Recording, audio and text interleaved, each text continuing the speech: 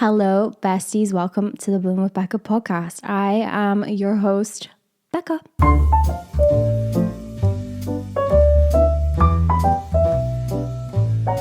Welcome to our first ever episode. I'm not gonna lie, I'm gonna be very honest here. I am nervous and it's so silly because I've done a podcast before. This isn't even my first podcast. I'll talk about that a little bit later. But yeah, I am so stoked to have all of you here. God, this is all so new, but I'm so excited, and I swear over time I'm gonna get more into the groove of this. Like this whole setup is bringing me back into music school days, and weird mixed feelings are happening. I'm sure we will talk about that time of my life in a different episode. But yeah, hello you guys, welcome. If by some random reason you are not a subscriber on YouTube, you don't follow me on my social media, and you have just stumbled across this podcast out of curiosity, hello. Thank you so much for being here. I am Becca. As we've covered a little bit about me, I am a 24-year-old currently living in London. I am originally from Edinburgh in Scotland. I feel like that's not the place you would guess going off of my accent. I get a lot of questions about my accent, especially over on YouTube, but also my personal life. But yeah, believe it or not, I am Scottish. I'm like a quarter Scottish, a quarter English, and then half Colombian. I'm not gonna lie, I think that's a pretty fiery combo. Yeah, I moved to London about almost 2 years ago now, and I love it here. I can't imagine myself living anywhere else. And I'm a full-time YouTuber. So why am I starting this podcast? Over on YouTube, I make a whole load of content about wellness, bettering yourself, but also just general lifestyle, so vlogs, etc. I just love it. I love the process of making videos, honestly documenting your life in a kind of cinematic way, romanticizing it. Everyone's throwing that word around, been the buzzword probably of 2023, but I think it carries a lot of weight, romanticizing your life. And I think the community we've built over on YouTube is just so incredible. I'm so proud, and I just love this community of people who are, first of all, so kind, but also it's just this nice little community where everyone's kind of interested in bettering themselves, taking care of themselves. I feel like there's been a bit more of a movement recently, maybe post-COVID, with people just being a little bit more conscious of health, wellness, their well-being habits. Or you know what? It probably has always been a thing. Now, given the world of social media, everyone's just a little bit louder about it. I imagine that's actually more the case. And I feel like my videos on YouTube have just reached the right people that I do not take for granted at all. You guys have literally changed my life. And therefore, that is why we're doing this podcast. I wanted to start this podcast as a way to kind of connect with you guys on another level. I feel like over on YouTube, things are a lot more scripted. If I'm being really honest, this kind of terrified me. Starting a podcast terrified me. And it's something that for months now, I've kind of thought or known it's something I should do to help build my brand, whatever. But also for you guys, it's a really nice way to connect with those of you who are interested in this type of content. Thought of coming on here every single week, just kind of by myself, talking about what has been going on in my mind, the reality of navigating your 20s, what wellness related things I want to talk about, but also bring across some vulnerability to this podcast. And that is something I do not do on YouTube. This is out of my comfort zone. Sometimes I was going to say public speaking. This is not public speaking, but this kind of manner of speaking, completely a skill I do not have. I think it is completely separate skill to what I do over on YouTube. But also, let's address it. For the OGs who are listening to this, you know this is not my first podcast.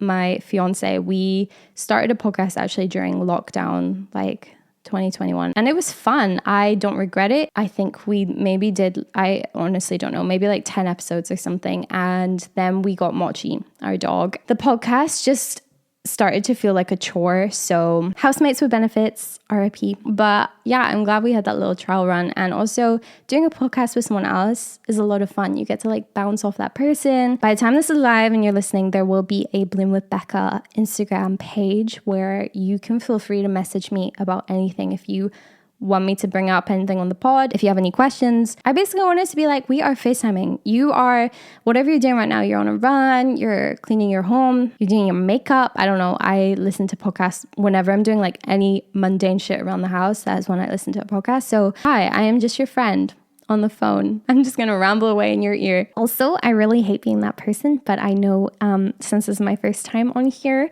if you just subscribe, follow on Spotify, and also if you leave a review for me, good or bad, do what you want, but good would be good.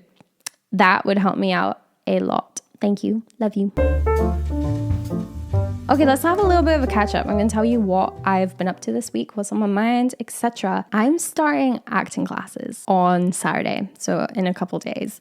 And I kind of thought about being all mysterious about it and not mentioning it anywhere. And then inevitably you guys would see me in some like Hollywood blockbuster film and be like, whoa, I know, I'm kidding, don't worry. I've always been the kind of person who is like, don't tell people your plans, just show them the results. And especially with this, I spoke about it a little bit over on YouTube, but I feel like people do not like to see YouTubers like trying different fields, trying to make it in the music industry, in the entertainment industry. Everyone's like, girl, stay in your lane, you are a YouTuber. But for this, I'm actually really excited to talk about my kind of journey with it. I am not setting expectations. It is very much so that I have a hobby, because I right now don't have a hobby. Like YouTube and content creation used to be my hobby when I had a full-time job, and then this became my full-time job, which I'm very grateful for. I'm very, very grateful that I've been able to monetize this, but I think it's so important that a person has a hobby. I don't know, do you relate to that? Is that like a thing in adulthood? When you're working full time, I feel like it's a struggle to fit in a hobby. I really admire people who are like, yeah, I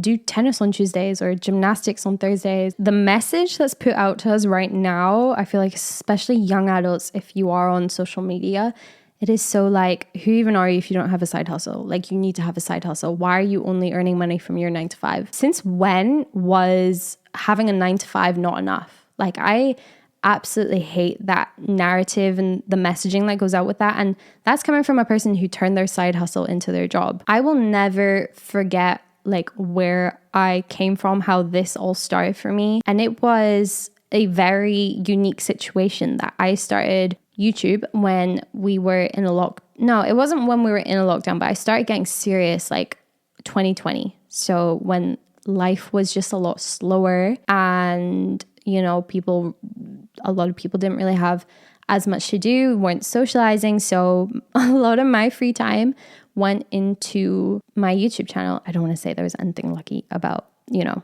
that time, but I was lucky that it granted me more time than normal to spend on YouTube. Whereas like I'm starting a YouTube channel whilst you have a 9-5 and you are just doing life, socializing, doing things with your evenings, resting at the weekend. I honestly don't know how people do it. But yeah, there's just so much toxicity around that, like making you feel worthless or not enough if you don't have a side hustle that's generating you all this additional income. Something I've spoken about before over on YouTube is my struggle to make friends. Being an adult who moved to a new city and doesn't work in an office anymore. I worked in like a full-time social media job in London last year, and I made a couple friends from that, really good friends. When I left that job, I realized like it is my responsibility to ensure that I still have like human interaction week on week. So yeah, in all honesty, it's been hard, and sometimes I feel guilty kind of complaining about it because I'm like, girl, you haven't really been putting in effort though. Making friends as an adult is effort, and it's not easy like when you're a kid and you're meeting all these people at school. That's a very, very different time. But this week I have been social. I have met 3 different friends in my evenings, which is super rare for me. One of them is like an Edinburgh friend.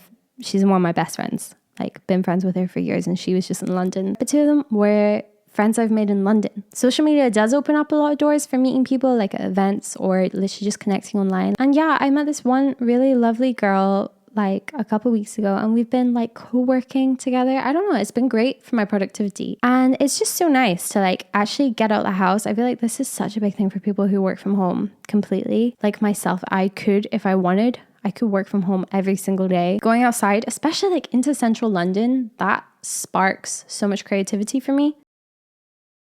Main thing I wanted to come on here and talk about is battling body confidence, battling body issues, the difficulty of being a woman in today's society. I feel like this conversation is actually really relevant right now, given that Barbie came out. And if you haven't seen the Barbie movie, you absolutely should, as well as Oppenheimer, both amazing films. But I really like the messaging with Barbie. Like, I kind of showed up to cinema thinking it was just going to be a good time and really funny, but if you've seen it, then you know it also gets a little bit emotional at the end, and it definitely has a really good message. And all the TikToks and stuff I've seen that are like sisterhood, girlhood, womanhood, yeah, I don't know, it's been very sweet. But a big thing that movie touches on is like the reality of being a woman in this world, not in Barbie world, in the real world, and the difficulties that come with that. I feel like we're starting with kind of a heavy topic for the first episode, but this truly has been what's been on my mind, like very relevant for me right now. So much so that it's maybe even slightly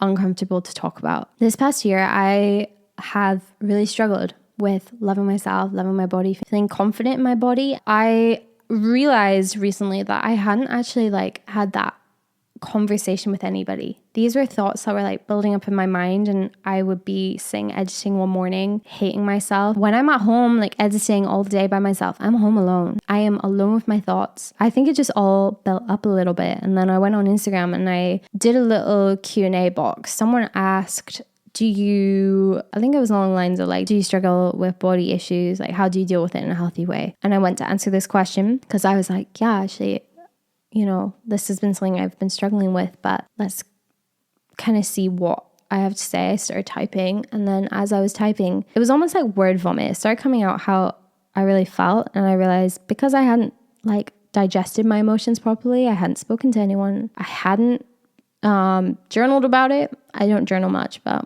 I think that's a really good way to understand how you're feeling. But yeah, whilst I was typing out this question, I was being really raw and honest about just like how much I was struggling. And some days it comes to literally like not liking yourself as a person. And then I actually spoke with Will about it, like conversation with an actual human, where I can't just hit the backspace and like reword something. And I broke down. So many women look at other women talking about struggling with body confidence issues, and they're like, how could you possibly not be confident? I would kill for your body. You have my dream body. And it's like, whoever you're thinking that about, they also have people they're thinking that about. It is this endless cycle. I've realized that when I was a young girl, like preteen, I'm talking, I placed way too much importance and valued myself by how pretty I was. And I was kind of a fugly preteen, like a lot of us are. I hadn't like grown into features. You're starting puberty, that's all a little bit much. I just wasn't like one of the pretty girls in my class. And then when I got to high school, I was like, that's a fresh start, right? I wanted to almost like recreate myself. So started wearing makeup, started wearing short skirts and handbags, not that they were practical for school at all. And just, yeah, redefining myself as that girl who's pretty. Didn't matter if I was good at anything else. Didn't matter if I was smart, if I paid attention in class. Whenever I'd meet someone new or was talking to someone who I like thought something of, not even much of, just whoever I was talking to, it was like I'd have in my head like, oh, I hope they think I'm pretty. Growing up, I did ballet as well. I love ballet. I started when I was 14, and I was like such a big part of my childhood, like definitely one of my biggest hobbies.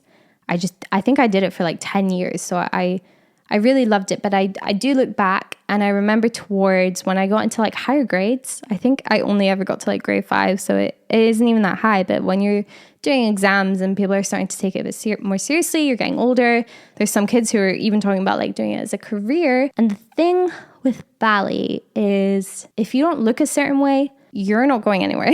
Like you're even going to struggle to move up the grades. At least this was my experience. I am someone who, I think I'm bow-legged. Is that even the right term? I don't know, but my knees don't touch. And it's not like freaking thigh gap, which is this whole other made up term that came about when I was a teen. Oh God, being a teen's hard. But yeah, I guess my knees don't touch and it's not great for ballet. And also I have like quite broad shoulders. I'm not built like a ballet dancer. I'm quite short. Your traditional ballet dancer anyway. Yeah, there were times in class where like, I remember teachers pointing out that like I wasn't necessarily the best because my legs wouldn't come together and stuff. I think the point is like there was just a bit too much focus on genetically how you look. Ballet, not that I ever wanted to be a ballet dancer professionally, but that was one thing. I was actually on the phone to my sister earlier today, who grew up very similarly to me. We're like 4 years apart. We are so close now as adults, which I'm super, super grateful for. And to be fair, we've always been close. And she was saying on the phone to me, I hope she doesn't mind me saying this, but she is 20. She's like quite slim right now, and she was talking about how she kind of wants to like gain a little bit of weight. But we were talking about how when we were younger, you were so praised for being skinny. Both me and her were genetically quite slim, so we would be like praised for that when we were younger. There was also a lot of messaging for me that like, oh, women shouldn't lift weights and be bulky because that's not attractive. Which I look back on and I'm like, that's just your opinion. So not true. But yeah, just hard being a girl. You're praised for being skinny, but then you're told to eat more. Anyway, just growing up, way too much focus on like how lucky you got in the genetic lottery. I feel like that kind of is where this problem all stemmed from. And now, doing what I do, social media, it is hard for me to not compare myself to others. Comparison is a bitch. Comparison kills. And I know this. I think that's why it's so frustrating when you still let yourself get down about it, because you know better. You're smarter than that. But it is so hard to avoid it on social media. There was a time where my TikTok feed had all these different like cosmetic procedures that you can have done. Filler here, Botox here, my boob job vlog, which like is absolutely fine. I am fully not against plastic surgery. I think if you know you're doing it for the right reasons, you're doing it for you. This is so cliche, but I feel like whenever I talk about this kind of thing, there needs to be a disclaimer, right? That like is a case by case situation. If you have the funds, if you're being safe, go for it. I wouldn't even say like, oh, I'll never get plastic surgery, because I don't know. You don't know. The only cosmetic procedure I've had is filler in my nose. And like I look back and that is because I saw an ad on Instagram, and that sounds really scary. That sounds like, you know, I did that for the wrong reasons. I don't regret it. I really, really love what it did to my nose. I felt more confident after. I could afford it. It didn't like put me into debt or anything. I know truly I did it for the right reasons, and it improved my life by making me a bit more confident. But it is a little scary that I know that's where it came from, an Instagram ad. And also a combination of factors, like I knew a couple other people who had had it done, or I had seen like a vlog on it. It's just like we really live in a time where that is also documented, something we come across every single day. And so it is a lot more normalized, but it's when it starts to feel almost expected that you should have lip filler because everyone else does. And it is this accessible. And here's a list of places you can get it done near you. Let me tell you, I am so glad I did not have TikTok as a teenager. I'm pretty sure my audience for this will be predominantly like my audience from YouTube, who are pretty much my age group. I've seen a term that's new to me popping up on TikTok, which is people saying like they're going through their second puberty, i.e. like women who we're no longer 19, we're no longer 20, we're maybe more like 25, sort of later 20s, and your body is changing again. You are turning into a woman. I think when things like that pop up, it is a nice reminder that you are not the only one like struggling with loving your body right now, and your body is going to change time and time again. Like you're going to look back on yourself in 10 years from now and go, why were you complaining? So this whole topic of struggling with body confidence, I kind of was like, I don't know if I want to come on here and talk about it because I don't feel like I have advice or the answers. But then I caught myself and I was like, Becca, that's not why you're doing this podcast. We're besties, you and I. This may feel a bit like a one-way conversation. This is me like processing my emotions. I hope it helps you reflect and digest your emotions a bit more. I will definitely do like question boxes on Instagram and stuff each week for you guys to send in your thoughts or questions regarding like whatever the topic may be. I don't know. Let's work this out together. Let's see where this goes. But yeah, just a way so you guys can get involved a little bit more. So what helps me? What helps me when I'm feeling particularly low about how I look, my body, just generally not like the confident bitch that I should be? Firstly, I'm following the people that I know I'm following for the wrong reasons. There are so many pretty girls on Instagram. Of course there are. And they're not doing anything wrong. It is not them. It is not their content. It is how I consume their content. And it's like fully my responsibility if when their beautiful photo pops up on my feed and it makes me feel worse about myself, makes me feel like I'm less worthy than them, I know I'm following them for the wrong reasons. A big one, stop bringing other women down. It comes from a place of insecurity. I know when I'm doing it, that is why. It does not come from a place of self-confidence. There's such power in seeing beauty in everything. I love people who like openly compliment other people on the street. I feel like that was way more of a thing when I was in New York last year. Like, I swear, America, people are just a lot more open, I guess less reserved, not afraid to like compliment someone on the street. I had a couple girls be like, oh, I love your outfit today, or oh, you look so pretty. I was like, what is this? We do not have that in the UK. And it's the nicest, biggest boost of serotonin. I swear, there's something way nicer about being complimented by a woman than a man, in my opinion. And yeah, I want to do that more. Genuinely, also if it's just in my mind, just replacing those like negative thoughts, because it is just me having like a negative outlook on life generally. Being confident is so sexy. Being confident is so beautiful. Finding a place within yourself where you can realize that people do not care about you as much as you think, and you might as well just go ahead with life doing you. That is such a freeing feeling. Another thing when I'm feeling low is remember what your body actually does for you. I think this is a really big one. When you think of your body as, it sounds cliche, but your temple and not this thing that's trying to make your life harder, your body's actually working for you to make your life better, to keep you healthy, to keep you strong. So why are you being so mean to it? Instead of being like, oh, why doesn't my body look like hers? I cannot stand videos or TikToks that are like, here's what I eat in a day to have a snatched waist. Here's what I eat in a day to have a big bum. I'm not dissing specific creators. I just don't agree with that premise. Your body is doing everything it can for you to keep you alive, to keep you healthy. Let's talk about the people you surround yourself with and the whole concept of kind of protecting your energy. Huge.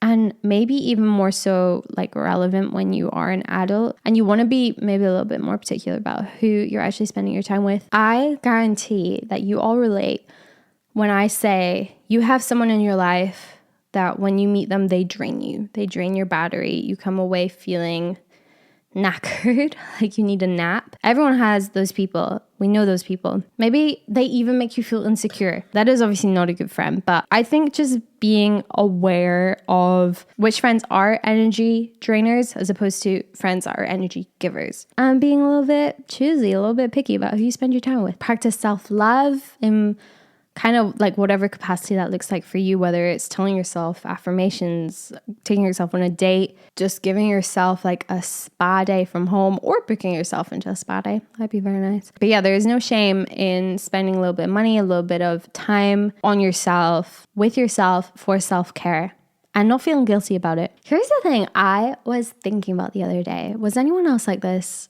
in school, where it was literally not cool to take a compliment? Like, you actually could not take a compliment, or else you're a bitch or you're cocky. I remember when I was in school, people would say like, oh, you're so pretty. And I'd be like, no, I'm not. That's what was like taught to us at a young age. That's how you receive a compliment. You like push it away, or at least this is my case. This is how I grew up. It was literally like, if you say, oh, thanks, that makes you big-headed because you agree. That is not how it works. And that is like you kind of hitting on yourself by bouncing that back. It has more of an effect on you than you realize, I think. But yeah, I was just thinking about that, like back in school. It's so weird that that's how it was. And like I was actually talking about earlier, I mentioned thigh gaps. This was like half an hour ago, sorry. Well, for me, I don't know how much I'm going to cut this podcast down by, but yeah, regarding thigh gaps, because my legs don't touch technically. They do now, like up at the top on my thighs,